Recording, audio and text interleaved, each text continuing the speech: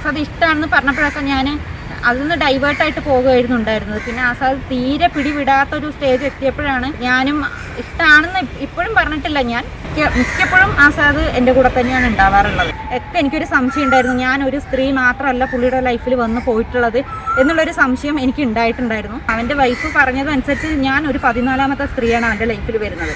ഒരു ഭീഷണി സ്വരം എന്നോണം എന്താ പറയുക, നമ്മളെ ജീവിക്കാൻ സമ്മതിക്കില്ല, ഈ കേസ് ഫേക്കാണ് എന്ന് പറഞ്ഞിട്ട് പറയുണ്ടായി. Case ഫേക്കല്ല.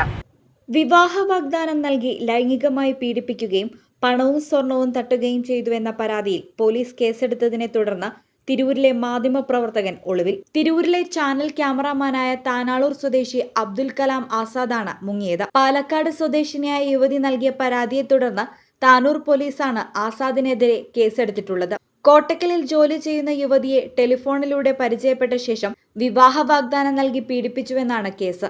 Basit wedding mall, Basith arcade, Poongottukulam, Tirur.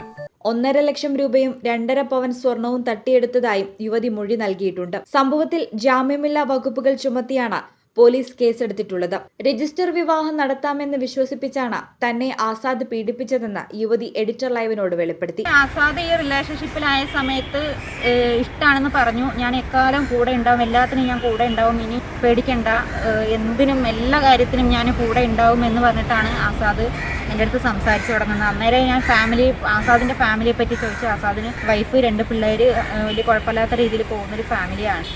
അതങ്ങനെ സംസാരിച്ച് ഞാൻ ആസാദ് ഇഷ്ടമാണെന്ന് പറഞ്ഞപ്പോഴൊക്കെ ഞാൻ അതിൽ നിന്ന് ഡൈവേർട്ടായിട്ട് പോകുമായിരുന്നു ഉണ്ടായിരുന്നത്. പിന്നെ ആസാദ് തീരെ പിടിവിടാത്തൊരു സ്റ്റേജ് എത്തിയപ്പോഴാണ് ഞാനും ഇഷ്ടമാണെന്ന് ഇപ്പോഴും പറഞ്ഞിട്ടില്ല. ഞാൻ അങ്ങനെ ആ ഒരു സൗഹൃദം അങ്ങനെ തന്നെയായിരുന്നു ഞങ്ങൾ കണ്ടിന്യൂ ചെയ്ത് പോയിക്കൊണ്ടിരുന്നത്. പിന്നെ ആസാദ് ഈ ഇഷ്ടമാണെന്ന് പറഞ്ഞിട്ടുള്ള ചാറ്റും വോയിസും കാര്യങ്ങളും എല്ലാം എൻ്റെ കയ്യിൽ തെളിവായിട്ടുണ്ട്. അങ്ങനെയാണ് ആസാദ് പറഞ്ഞത്. ആരും അറിയാതെ തന്നെ നമുക്ക് ഇഷ്ടമാണെന്ന് പറഞ്ഞ് ബോധ്യപ്പെടുത്തിയതിന് ശേഷം ആസാദ് പറഞ്ഞത് ആരും അറിയാതെ തന്നെ എക്കാലവും മരിക്കുവോളം ഇത് തുടർന്ന് കൊണ്ടുപോകണം എന്നുള്ളതായിരുന്നു ആസാദിൻ്റെ വ്യവസ്ഥ ഉണ്ടായിരുന്നു. അത് നിയമപരമായിട്ട് തന്നെ രജിസ്റ്റർ ചെയ്ത് ആരും അറിയാതെ, ആസാദിൻ്റെ ഫാമിലിയും നാട്ടുകാരും ആരും അറിയാതെ, എന്നാൽ എൻ്റെ കൂടെ ആസാദ് ഉണ്ട് താനും പ്രത്യക്ഷത്തിൽ, അങ്ങനെ ഒരു റിലേഷൻഷിപ്പായിട്ട് കൊണ്ടുപോകുക എന്നുള്ളതായിരുന്നു ആസാദിൻ്റെ തീരുമാനം. അത് ആസാദ് പൂർണ്ണ മനസ്സോടെ സമ്മതിച്ച കാര്യമാണ്. കണ്ടുമുട്ടിയിരുന്നത് എന്ന് പറഞ്ഞാൽ ഞാൻ വർക്ക് ചെയ്യുന്നവിടെ ആസാദ് എപ്പോഴും വരുമായിരുന്നു. മിക്ക ദിവസവും രാവിലെയും അതുപോലെ വൈകിട്ട് ഓഫീസിൽ നിന്ന് ഇറങ്ങിക്കഴിഞ്ഞാലും ആസാദ് വരും. ഓഫീസിൽ നിന്ന് നേരത്തെ ഇറങ്ങും, എവിടെയെങ്കിലും പ്രോഗ്രാം ഉണ്ടെന്ന് പറഞ്ഞിട്ട് ഇറങ്ങിയിട്ട് നേരിട്ട് എൻ്റെ അടുത്താണ് വരാറുള്ളത്. അവിടെ വരും, സംസാരിച്ചിരിക്കും, അങ്ങനെ പിരിയും. അല്ലെങ്കിൽ എനിക്ക് മറ്റെന്തെങ്കിലും ആവശ്യങ്ങൾ തിരൂരിൽ ഉണ്ടാകുന്ന സമയത്ത് തിരൂർ വന്നിട്ട് കാണാറുണ്ട്. മിക്കപ്പോഴും ആസാദ് എൻ്റെ കൂടെ തന്നെയാണ് ഉണ്ടാവാറുള്ളത്. 8 മാസം മുമ്പാണ് യുവതി ആസാദിനെ പരിചയപ്പെടുന്നത്. ചാനലിൽ വന്ന വാർത്തയുമായി ബന്ധപ്പെട്ട വിശദാംശം അറിയാൻ വിളിച്ചതിന് പിന്നാലെ ആസാദ് സൗഹൃദം സൃഷ്ടിക്കുകയും ബന്ധം ഊട്ടിയുറപ്പിക്കുകയുമായിരുന്നു അത്രേ. രജിസ്റ്റർ വിവാഹം നടത്താമെന്നും ബന്ധം തുടരാമെന്നുമായിരുന്നു വിശ്വസിപ്പിച്ചിരുന്നത്. ഇതിൽ നിന്നും പിന്മാറിയതോടെയാണ് താൻ പരാതി നൽകിയതെന്നും പണം നൽകിയതിനുൾപ്പെടെ കൃത്യമായ തെളിവുകളുണ്ടെന്നും യുവതി വ്യക്തമാക്കി. ആസാദിന് വീട് പണിയുണ്ട്, ഇപ്പോൾ വാർപ്പും കാര്യങ്ങളൊക്കെ ഉണ്ടായിരുന്നു. അപ്പോൾ അതിന് പുള്ളി ഇച്ചിരി ഫിനാൻഷ്യലി വീക്കാണ് എന്ന് പറഞ്ഞപ്പോൾ ഹെൽപ്പ് ചെയ്യാന്നുള്ളത് ഒരു സംസാര വിഷയമായിട്ട് വന്നു. പിന്നെ അല്ലാതെ ഇപ്പോൾ ആൾക്കൊരു ഒരു നെഞ്ചുവേദന ഉണ്ടായി. അപ്പോൾ പൈസേൻ്റെ ഒരു ആവശ്യം വന്നു. അപ്പോൾ ഞാൻ വീട്ടിൽ കാണാൻ പോയിരുന്നു അദ്ദേഹത്തെ. അപ്പോൾ പൈസ അയച്ചു കൊടുത്തിരുന്നു, ഗൂഗിൾ പേ ആയിട്ട് പൈസ അയച്ചു കൊടുത്തിട്ടുള്ളത്, സ്വർണവും കൊടുത്തിട്ടുള്ളത് അപ്പം തന്നെയാണ്. പിന്മാറുന്നത് എന്ന് പറഞ്ഞാൽ ഞാൻ ദുബായിക്ക് പോകാനുള്ളൊരു പ്ലാൻ ഉണ്ട്. അപ്പോഴാണ് ആസാദിനോട് ഞാൻ സീരിയസ് ആയിട്ട് ഈ വിഷയത്തെപ്പറ്റി സംസാരിക്കുക. അതായത് 2-3 പ്രാവശ്യം ഇത് ചെയ്യാമെന്ന് പറഞ്ഞെങ്കിലും കാര്യത്തോടെടുത്തപ്പോൾ പുള്ളി അതിന് പിന്മാറുകയുണ്ടായി. അപ്പോൾ എനിക്കൊരു സംശയം ഉണ്ടായി. മാത്രമല്ല പുള്ളിയുടെ പല പ്രവൃത്തിയിൽ നിന്നിട്ടും ഒക്കെ എനിക്കൊരു സംശയം ഉണ്ടായിരുന്നു, ഞാൻ ഒരു സ്ത്രീ മാത്രമല്ല പുള്ളിയുടെ ലൈഫിൽ വന്ന് പോയിട്ടുള്ളത് എന്നുള്ളൊരു സംശയം എനിക്ക് ഉണ്ടായിട്ടുണ്ടായിരുന്നു. പിന്നെ ഇവൻ്റെ വൈഫായിട്ട് ഞാൻ സംസാരിക്കാൻ ഇടയുണ്ടായി. അതായത് ഈ നെഞ്ചുവേദന വന്നു എന്ന് പറയുന്ന ദിവസം ഞാൻ ഇവരെ വീട്ടിൽ പോവുകയും ഇവരെ വൈഫായിട്ട് സംസാരിക്കുകയൊക്കെ ഉണ്ടായി. അപ്പോൾ ആസാദിൻ്റെ വൈഫായിട്ട് സംസാരിച്ച സമയത്ത്, അതായത് ഞങ്ങളുടെ കാര്യങ്ങൾ ഇങ്ങനെ സംസാരിച്ച സമയത്ത് ആസാദിൻ്റെ വൈഫ് എന്നോട് ഒരുപാട് പെണ്ണുങ്ങളുടെ കാര്യം, നീ ഒരാൾ മാത്രമല്ല, ഇതിനു മുന്നേ ഞാൻ ഒരുപാട് കേസുകൾ പിടിച്ചിട്ടുണ്ട്, ചാറ്റായിട്ടും അല്ലാതെയായിട്ടും പിടിച്ചിട്ടുണ്ട് എന്നുള്ള കാര്യങ്ങൾ ആ കുട്ടി പറഞ്ഞു. അതുമാത്രമല്ല അവൻ്റെ വാപ്പയും ഉമ്മയും അടക്കം സമ്മതിച്ച കാര്യങ്ങളാണ്. ഇവൻ ഇങ്ങനെ തന്നെയാണ്, ചെറുപ്പം മുതലേ ഇവൻ ഇങ്ങനെ തന്നെയാണ്, സ്ത്രീ എന്ന് പറഞ്ഞാൽ അവനൊരു വീക്ക്നെസ്സാണ്. ഇവൻ്റെ സിസ്റ്ററും പറഞ്ഞിട്ടുണ്ട് ബോൾഡായിട്ടുള്ള പെൺകുട്ടികളാണ് ഇവൻ ഏറ്റവും കൂടുതൽ ഇഷ്ടം. പക്ഷെ ഇവൻ്റെ വൈഫ് അങ്ങനെ ഒരു വൈഫല്ല, ഒരു സാധു പെണ്ണാണ്.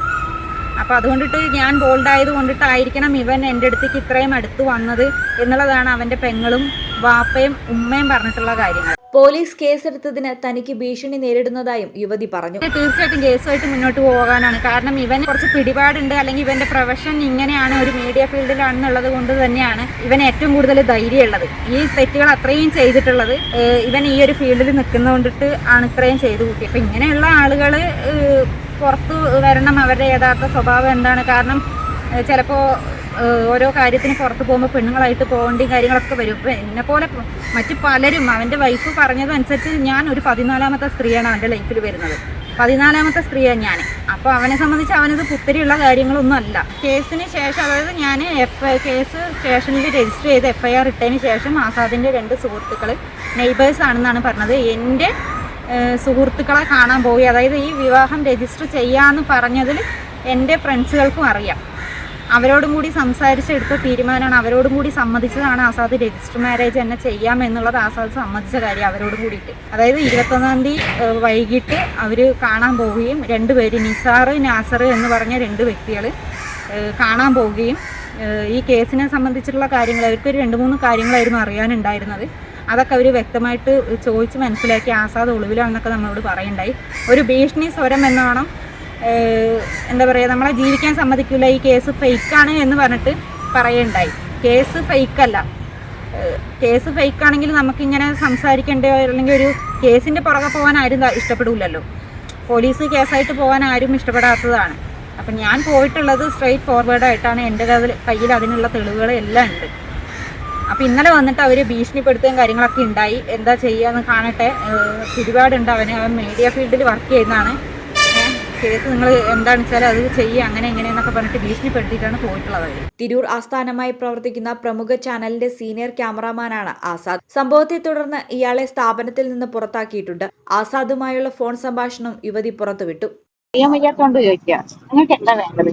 ഇത്രയൊന്നും എന്നെ പറ്റിച്ച വിഡ്ഢിയാക്കിയതൊന്നും പോരെ. ഞാൻ എങ്ങോട്ടെങ്കിലും ആയിക്കോട്ടെ, എന്നെ അന്വേഷിക്കാനോ എന്റെ കാര്യം തിരക്കാൻ നിൽക്കണ്ട. കഴിഞ്ഞതോടെ അധ്യായം കഴിഞ്ഞു.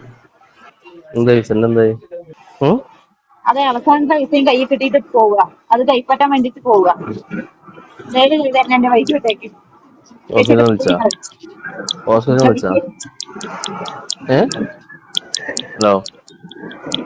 എനിക്ക് സംസാരിക്കാനും താല്പര്യമില്ല, ഒന്നും കേൾക്കാൻ താല്പര്യമില്ല. ഹലോ, പിന്നെ ഫോൺ വെക്കുക. ഒരു കാര്യം കേൾക്കണ്ട എനിക്ക്.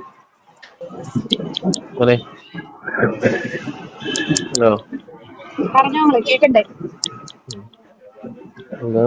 കാര്യങ്ങൾ ചോദിക്കാണ്ടായിരുന്നു. എന്നെ എന്റെ വഴിക്ക് വിട്ടേക്ക്. ചാവണെങ്കിലും അനുവദിക്കണോ എന്നെ വിട്ടേക്ക്. ഇത്രയും പറ്റിച്ച് വിട്ടേക്കത് പോരെ. ഇനി ഇന്നെന്താണ് എനിക്കൊക്കെ വേണ്ടത്? ഇത്രയും പറ്റിച്ചതും വിദ്യാഭ്യാസം പോരെ തനിക്ക്? ഇനി എന്താ വേണ്ടത്? കൂടെ കൊണ്ടാണ് തനിക്ക് സമാധാനം വരുള്ളൂ.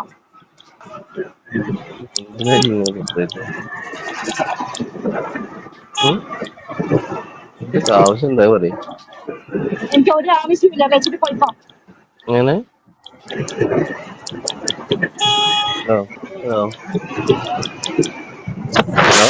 ഉന്നതരുമായി അടുത്ത ബന്ധം പുലർത്തുന്ന ആസാദിന്റെ അറസ്റ്റ് പോലീസ് വൈകിപ്പിക്കുന്നതായി ആരോപണമുണ്ട്. യുവതിയെ പീഡിപ്പിച്ചിട്ടുള്ളത് കോട്ടക്കലിലും പാലക്കാട് ആലത്തൂരിലുമായതിനാൽ കേസ് അവിടങ്ങളിലെ പോലീസിന് കൈമാറിയതായി താനൂർ ഡിവൈഎസ്പി പി പ്രമോദ് അറിയിച്ചു.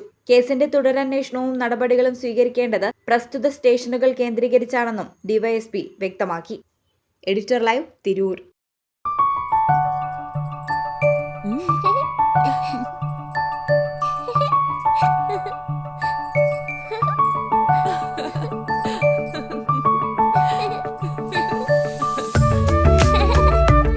ചില നോട്ടങ്ങൾ പറയാതെ പറയുന്ന ഓർമ്മകളാണ്.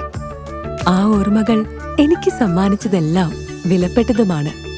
ബാല്യം മുതൽ മൂല്യമുള്ള ഇഷ്ടങ്ങളെ എന്നെക്കാളും അറിയുന്ന എന്റെ കുടുംബവും വിശ്വാസത്തിന്റെ മുഖമുള്ള ബാസിത് വെഡിംഗ് മോൾ പോലെ എത്രയോ സുന്ദരമാണ്. അതെപ്പോഴും കൂടെ ഉണ്ടാവുമെന്നത് ഞങ്ങളുടെ തീരുമാനമാണ്. ആ തീരുമാനം നിങ്ങളുടെ ഇഷ്ടങ്ങളാവട്ടെ.